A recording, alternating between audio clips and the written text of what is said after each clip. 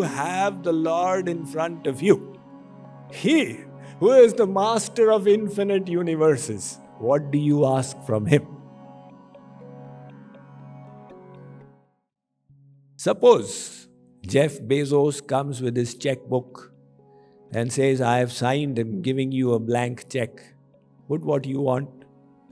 So how many zeros would you put in front of the one? Now in this case, Kuber, the god of wealth, is the servant of the Lord. So what will you ask him? That is the point to learn. We have the tendency to go and ask God for material boons. Oh, Shri Krishna, please give me this. Oh, Shri Krishna, please give me that. This is like that one man, he used to sit and beg. And a charitable person gave him a lottery ticket. The reporter came behind and asked the beggar that if you win the lottery, what will you do with the money? He said, I'll purchase a car and I'll go begging in my car. His intellect is stuck in begging. Likewise, our intellect is stuck in the material things because that is the pleasure we have experienced in endless lifetimes. So when we meet God, we say, oh God, give me my Rasgullanand. Shri Krishna says, Krishna kahe amay bhaje mange vishay sukh. Amrit chhadi vish mange ei bado murkh. So this is the one mistake that we have made in endless lifetimes. Now remember, when you go to ask God for material boons, it is not bhakti, it is business. I'll do this for you, you do that for me. Oh Hanumanji, if my son becomes all right, I'll offer you sawa ser laddu as bhog. If he becomes all right, offer right now. No, if he doesn't become all right, I'll lose my laddus. You do my work, then I'll give you the laddus. Arey Baba, when you go to bribe the government official, you say, I'm giving you half now, half after the work is done. And to Hanumanji, you don't even have that much of trust. So, we don't want to do business with God. We want to love God. One man was walking on the seashore and he lost his way. Now he was without water for 24 hours. There was a huge Pacific Ocean in front, but it's no use because it's salty water. Finally, he came across a coconut tree. He said, Jai Siya Ram, Jai Siya Ram, thank God, hey Bhagwan. He climbed up the tree and he chopped off one coconut and dropped it, chopped the second coconut and dropped, and chopped few coconuts and said, God is so kind. But then he looked down. And when he looked down, he said, oh my God, how will I climb down? A coconut tree is about 70, 80 feet high. So it's easier to climb up, whether it's a hill or a tree, that there's more traction while you're going up. And when you're coming down, the chance of slipping is more. And if you slip, there is no stopping. So he said, hey Sita Ram, today you get me down in one piece. I'll feed 100 Brahmins. Now he started coming down, Sita Ram, Sita Ram, Sita Ram, Sita Ram, Sita Ram. He came down halfway. He checked. Sita Ram, not 150 Brahmins I'll definitely feed. Sita Ram, Sita Ram, Sita Ram. 20 Brahmins, Sita Ram. Now he came to 10, 5, 2, 1, and then his feet came on the ground. He said, Sita Ram, I promise to you I'll feed one Brahmin. These are days of inflation. I'm a Brahmin myself. I'll eat, you be happy. This is business with God. We want to love God. There's a huge difference. Look at it like this. One is lust. The other is love. Between them is business, where the goal is to take, take, take. That is lust.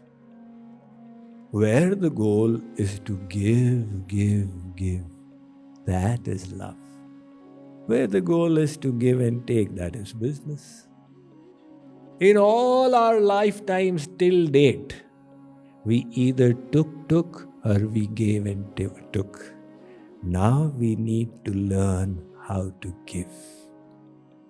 That's the one thing we have never learned. So ask, as John Kennedy put it so well, ask not what the country can do for you. Ask what you can do for the country. Now that's the kind of love which the saints and scriptures ask us to have for the Lord. They say, instead of asking God for things, you try to give to Him. And what can you give to God, who has got everything?